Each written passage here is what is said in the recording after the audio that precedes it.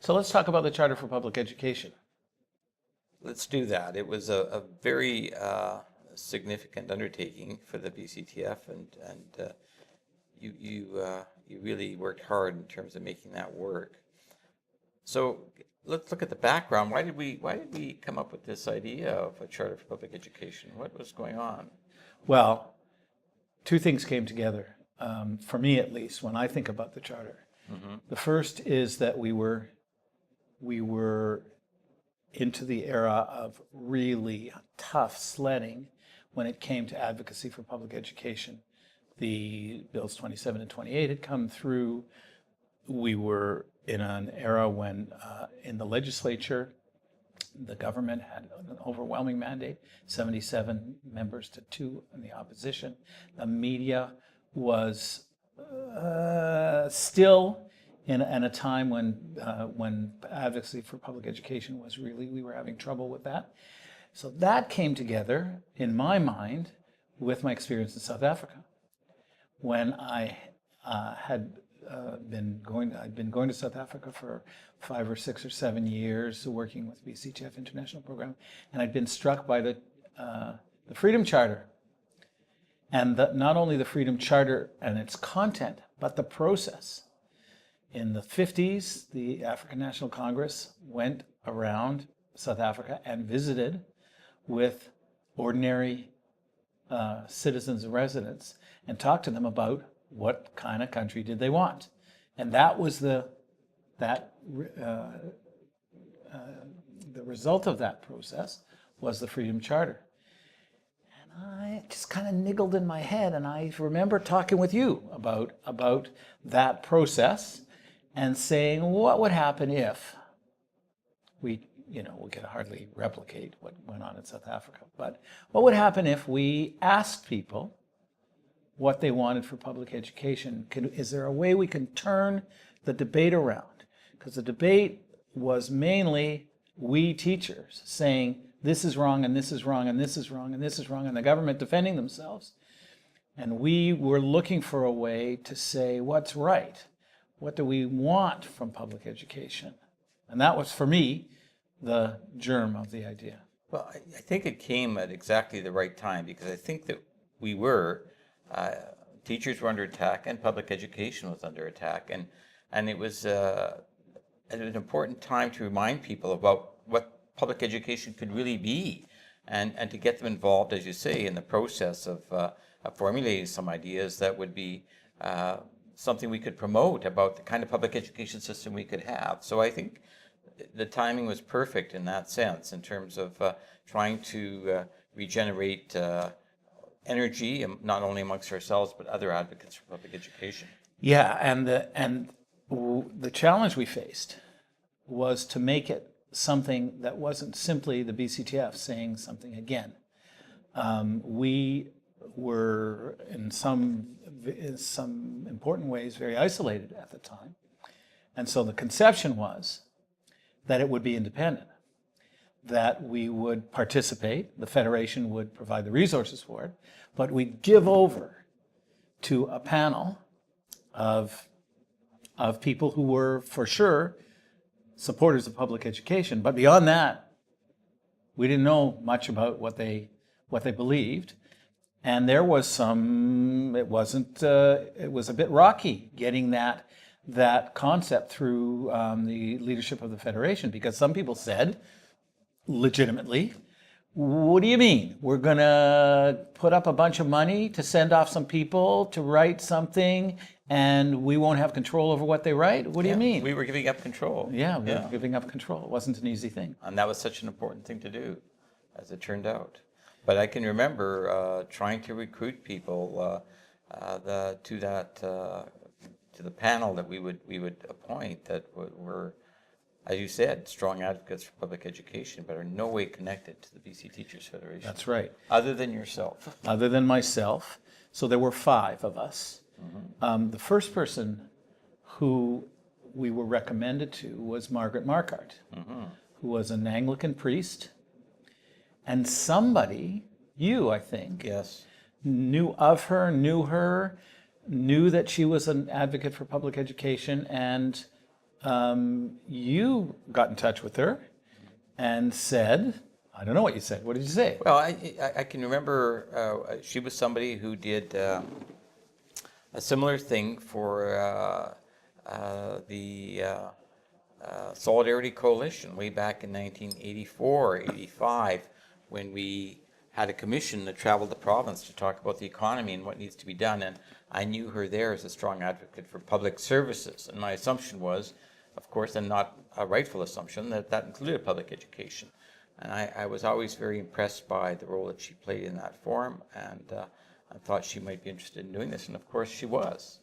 She was, and then we went and visited George Watts, That was interesting. and you organized that as well. Well, I knew George quite well because when I was president of the BCTF, I had him come and speak to the AGM actually about public education and from a First Nations, from an Aboriginal point of view about what was important. And he was the kind of person that could really shake things up. He said it like he saw it, and so we thought if we could get him, he would be a strong. I knew him as a strong advocate for public education, but he would also be someone who would speak his own mind and offer a unique point of view. And he sure did. And in a minute, I want to talk about George Watts and Margaret Markart, because there's a story there. The third person who we brought to the panel was Kathy Whittam, who's a young woman, still a young woman, but at the time I knew her as a young woman, a mom of a student with special needs. I had met her at some local education meeting in the city where she talked about her own child and his challenges. And I'd only ever met her once, I think, and I remembered her because she was so energetic and smart and so much of an advocate for her child.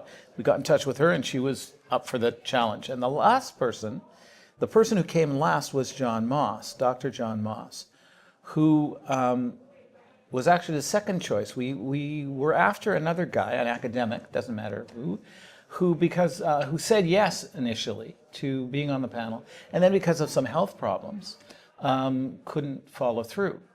And somebody said, there's this retired superintendent from Qualicum. I think he had been the superintendent in Qualicum, and he was a supporter of public education, and he certainly was. But among those four people, we didn't know what they thought about private schools. We didn't know what they thought about class size. We didn't know what they thought about unionization. We didn't know what they thought about a whole range of issues. All we knew about them was that they were supporters of public education. And when we first met, they were pretty clear, first about their enthusiasm for the project, but secondly, that it was going to be independent. Absolutely. And, absolutely. And the BCTF, thank you very much for providing the funds. See ya at the end of the process. It was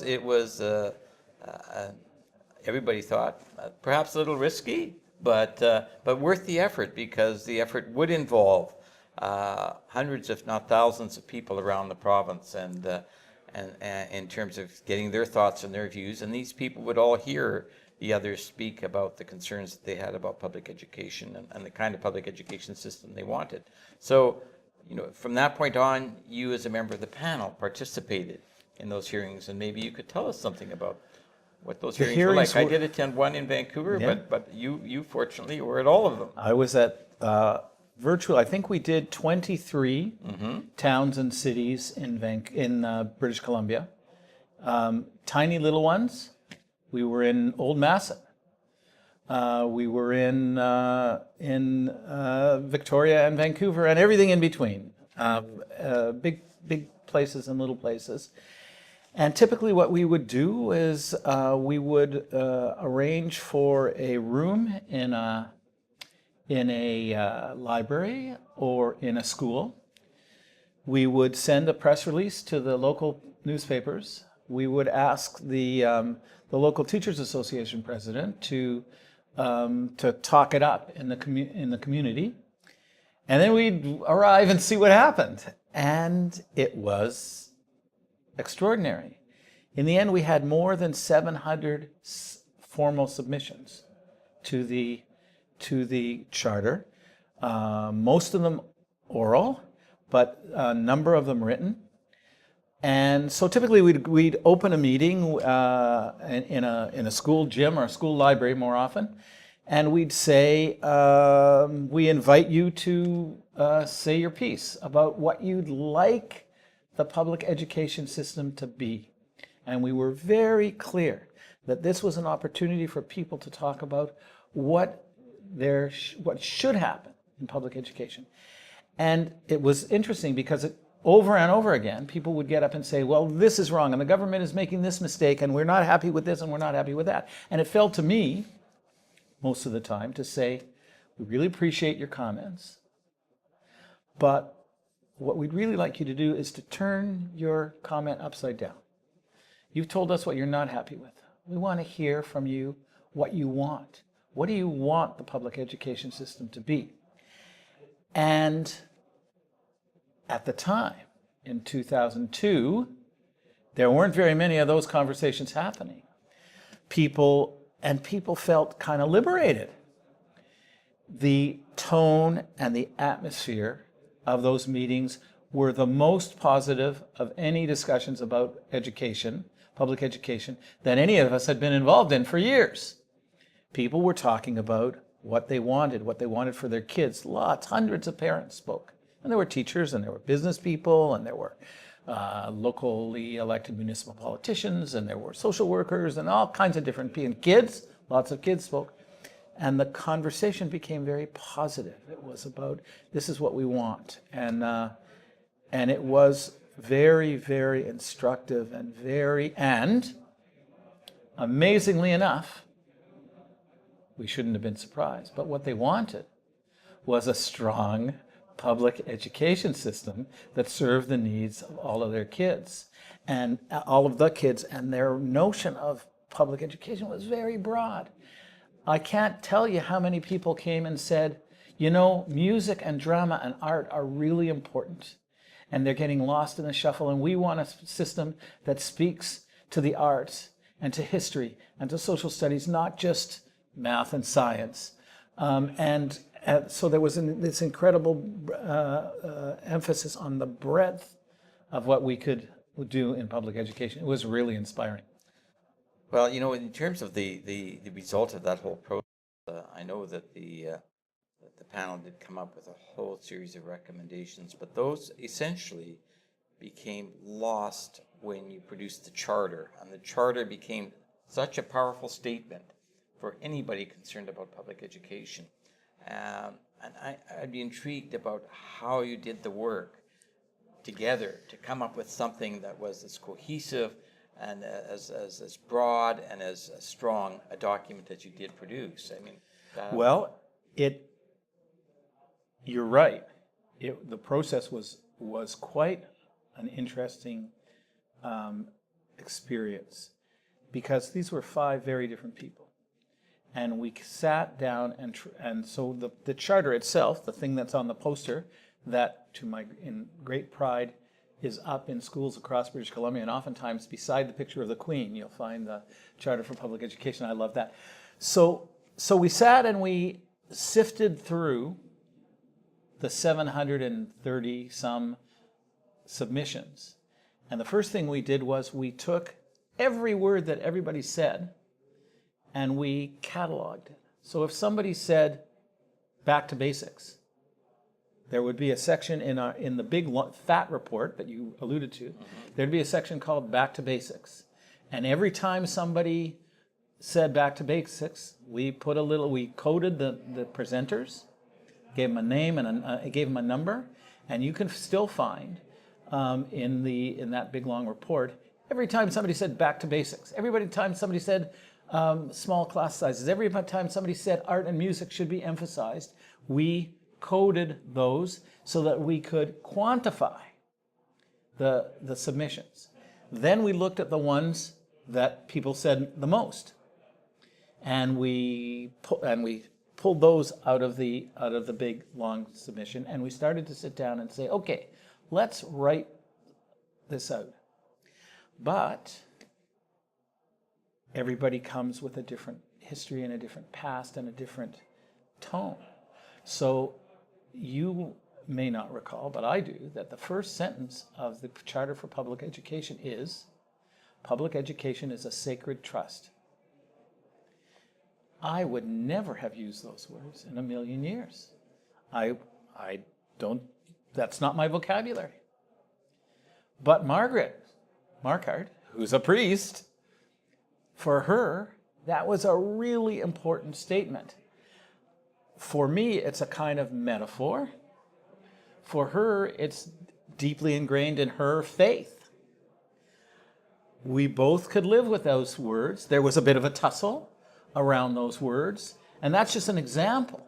That's just an example of the kind of, it really was an independent process.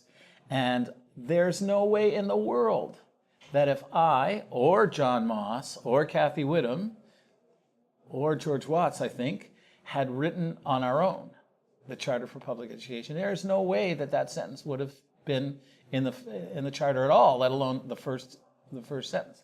So there was a kind of discussion about every line, every word, every notion of the order in which it's going to the material was put onto the Charter.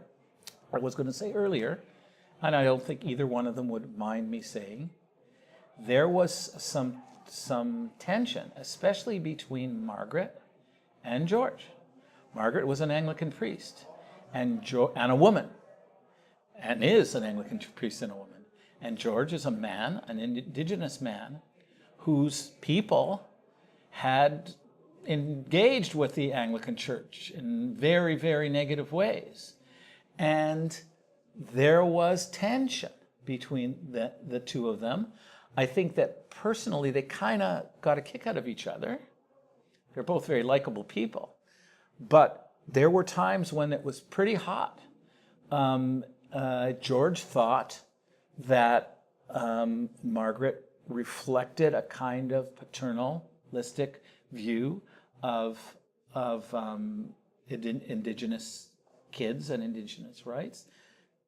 And Margaret thought that George had a particular way of thinking about women, and it reflected it in his discussions with her. My point is that this was actually an independent process.